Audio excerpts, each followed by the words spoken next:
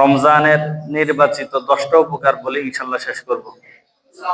রমজানের 1 নাম্বার উপকারিতা হচ্ছে, যখন রমজানের প্রথম রাতটা আসে, ক্বালা রাসূলুল্লাহ সাল্লাল্লাহু আলাইহি ওয়াসাল্লাম, রাসূল সাল্লাল্লাহু আলাইহি ওয়াসাল্লাম ইরশাদ করেন, ইযা কানা আউয়ালা শাহরিন মিন লাইলাতিন মিন রমাদান, যখন রমজানের প্রথম রজনীটা আসে, সুফিদাতি শায়াতিন, শয়তানকে বন্দী করা হয়, অসিলসিলাতি শায়াতিন, শয়তানকে বন্দী করা হয়, ও মারাদাতুল জিন, দুষ্ট জিনকে বন্দী করা হয়, ও গুল্লিকাত আবওয়াবুন নার, জাহান্নামের দরজাকে বন্ধ করা হয়, ও ফুতিহাত আবওয়াবুল জান্নাহ, জান্নাতের দরজাগুলোকে খোলা হয়, যেগুলোকে আর কোনোদিন বন্ধ করা হয় না।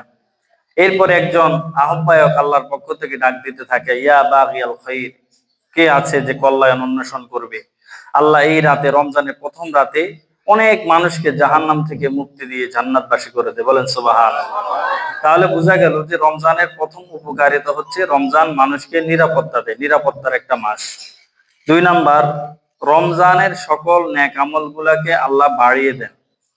ক্বালা রাসূলুল্লাহ সাল্লাল্লাহু আলাইহি ওয়াসাল্লাম, রাসূল সাল্লাল্লাহু আলাইহি ওয়াসাল্লাম ইরশাদ করেন, বনি আদমের কুল্লু আমালিন ইবনে আদম, বনি আদমের প্রত্যেকটা আমলকে ইউদাআফুল আশারা, এর উপরে আল্লাহ রাব্বুল আলামিন এই আমলগুলোকে নিয়ে যান। এরপরে বলছেন, ক্বালা আল্লাহু আযজা ওয়া জাল, আল্লাহ রাব্বুল আলামিন বলেন, ইল্লাস সিয়াম, শুধুমাত্র রোজা ব্যতীত বা রমজান মাস ব্যতীত। এরপরে রাসূল বলছেন, হাদিসে কুদসি আল্লাহ বলেন, আসসাওমু লি ওয়া আনা আজিজু বিহি, রোজা আমার জন্য, এর প্রতিদান আমি আল্লাহ নিজে হাতে দিব। বলেন সুবহানাল্লাহ। তাহলে রমজানের 2 নম্বর উপকারিতা হলো আমল 10 থেকে 700। অন্যান্য মাসে রমজানের আমল বা রমজানের তুলনায় আমলের সওয়াব কম দেওয়া হয়। এখন রমজানে যদি 30টা রোজা হয়, 30কে 10 দিয়ে গুণ দেন, সর্বনিম্নটা, তাহলেও 300, ঠিক না? তাহলে 300 যদি হয়, তাহলে আপনি 300 দিন রোজা রাখার সওয়াব পাইছেন। তাহলে বছরে 365 দিন। এরপরে পাইতেছেন আবার কদর।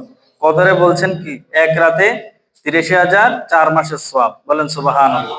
তাহলে তো সারা বছরে রোজা রাখলেন, রোজার সওয়াব তো আমাদের আমলনামায় আছে অটোমেটিক। 3 নম্বরে যে উপকারিতা রমজানে রোজা রাখবে, রোজাদারকে সম্মানিত একটা দরজা দিয়ে ডাকা হবে। ক্বালা রাসূলুল্লাহ সাল্লাল্লাহু আলাইহি ওয়াসাল্লাম, ইন্না ফিল জান্নাতি আবওয়াব, নিশ্চয় জান্নাতের অনেকগুলা দরজা আছে। ইয়াকুলুর রায়্যান, একটা দরজাকে বলা হয় রায়্যান। রায়্যান নামক একটা দরজা আছে, এই দরজা দিয়ে শুধু রোজাদাররা প্রবেশ করবে। আরেক হাদিসে আল্লাহ রাসূল বলেন, মান কানা আহলিস সালাত, যে ব্যক্তি নামাজের পরিবারভুক্ত হবে, বেশি বেশি নামাজ পড়বে, দুইয়া মিন বাবিস সালাত, তাকে জান্নাতে কিয়ামতের দিন আল্লাহ বলছেন যে তাকে, রাসূল বলছেন, তাকে কিয়ামতের দিন সালাতের দরজা থেকে ডাকা হবে। ওমান কানা মিন আহলিল জিহাদ, যে ব্যক্তি বেশি বেশি জিহাদ করছে, জিহাদের পরিবারভুক্ত হয়েছে, দুইয়া মিন বাবিল জিহাদ, তাকে জিহাদের দরজা থেকে ডাকা হবে। ওমান কানা মিন আহলিস সিয়াম, যে ব্যক্তি রোজার পরিবারভুক্ত হয়েছে, রোজা রেখেছে, দুইয়া মিন বাবির রায়্যান, তাকে রায়্যান থেকে ডাকা হবে। ওমান কানা মিন আহলিস সাদাকা, যে ব্যক্তি অধিক পরিমাণে সদকা করেছে, সদকার পরিবারভুক্ত হয়েছে, জান্নাতে তাকে দুইয়া মিন বাবিস সাদাকা, সদকা নামক দরজা থেকে ডাকা হবে। এরপরে রাসূল সাল্লাল্লাহু আলাইহি ওয়াসাল্লাম ইরশাদ করেন, রোজার 5ম নম্বর উপকারিতা হচ্ছে, কেউ যদি আল্লাহর সন্তুষ্টির জন্য যদি একদিন রোজা রাখে, ওই ব্যক্তির ঠিকানা জান্নাত। বলেন সুবহানাল্লাহ।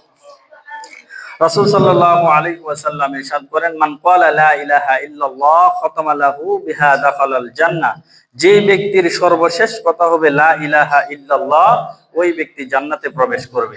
এরপরে রাসূল বলছেন, ওমান কানা লিয়াউমিস সিয়ামি বিতাগাই, যে ব্যক্তি আল্লাহর সন্তুষ্টির জন্য একদিন একটা রোজা রাখবে, তার জন্য আল্লাহর সন্তুষ্টির জন্য কি করবে, একদিন রোজা রাখবে, ওই রোজাটা খতামালাহু, তার জীবনের শেষ আমল হবে যে আজকে একটা রোজা রেখে সে ইন্তেকাল করছে, কিন্তু তার এই রোজাটা আল্লাহকে খুশি করার জন্য। রাসূল বলছেন, খতামালাহু দাখালাল জান্নাহ, ওই ব্যক্তিও জান্নাতে প্রবেশ করবে। এরপরে রাসূল বলছেন, যে ব্যক্তি অধিক পরিমাণে রাত্রে দাঁড়ায় আল্লাহর ভয়ে নামাজ পড়বে, ওই ব্যক্তির ঠিকানা জান্নাত হবে। 6 নাম্বার রোজার উপকারিতা হচ্ছে রোজা এবং কোরআন। এই কোরআন নাজিলের মাসও কিন্তু রমজান মাস। তাহলে এই রমজানের রোজা এবং কোরআন, রাসূল বলছেন, কিয়ামতের ময়দানে তাদের জন্য সুপারিশকারী হবে। ক্বালা রাসূলুল্লাহ সাল্লাল্লাহু আলাইহি ওয়াসাল্লাম, ওয়াল কোরআনি ওয়াস সিয়ামি ইয়াশফাআন, কোরআন এবং সিয়াম, এই দুইটা মানুষের জন্য সুপারিশকারী হবে। রোজা ডাক দিয়ে বলবে, আল্লাহ এই ব্যক্তি দিনের বেলায় তুআমাহা ওয়া শারাবাহা, এই ব্যক্তি দিনের বেলায় পানি পান করে নেই, খাদ্য খায় নেই, কাজেই আপনি আমার পক্ষ থেকে তার জন্য সুপারিশ কবুল করেন। এবার কোরআন বলবে, আল্লাহ এই ব্যক্তি রাত্রি জাগরণ করে আমার মতো কোরআনকে পাঠ করেছে, আমি কোরআনকে তেলাওয়াত করেছে, আজকে আমার পক্ষ থেকে আপনি তার জন্য সুপারিশ কবুল করেন। এরপরে রাসূল বলছেন ইয়াশফাআন লাহু, তাদের দুইজনের সুপারিশকে কবুল করা হবে। বলেন সুবহানাল্লাহ। তাহলে আমরা 7 নম্বরে জানবো যে রোজা রাখলে সকল গুনাহ মাফ। قال رسول الله صلى الله عليه وسلم من صام رمضانا ايمانا واحتسابا غفر له ما تقدم من ذنبه।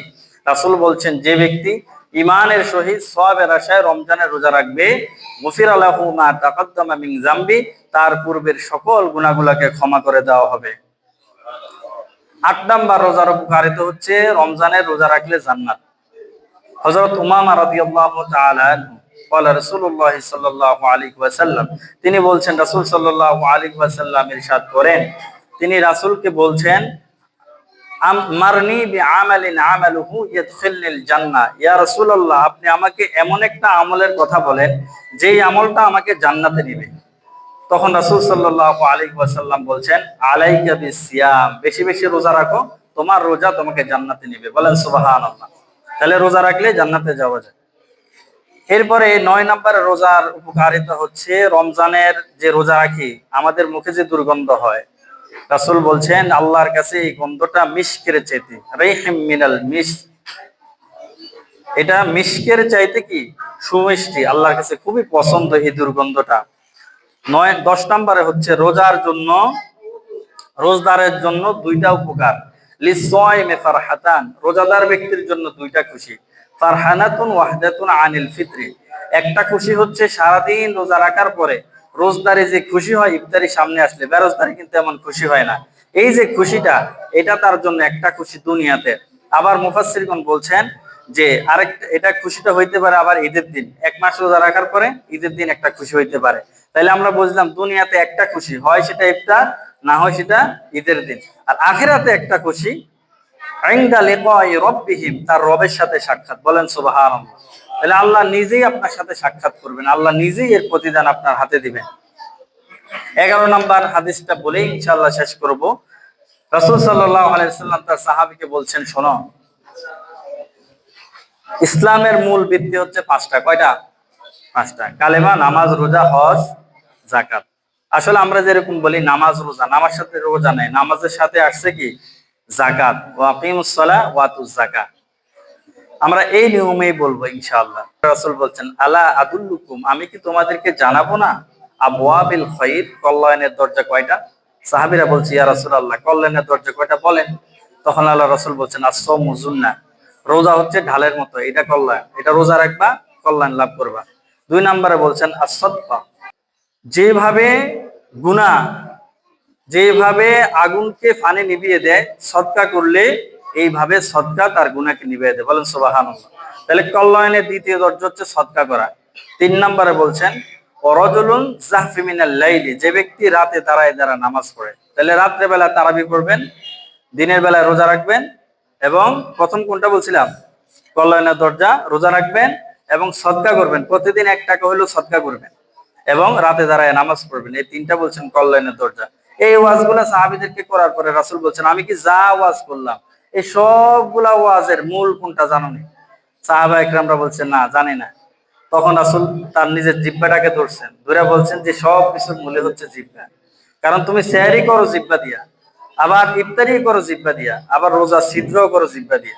তাহলে রোজা ভঙ্গ হয় বা ছিদ্র হয়, নষ্ট হয় 2 কারণে। একটা হচ্ছে মিথ্যা কথা বললে, আর একটা হচ্ছে অন্যের গীবত করলে।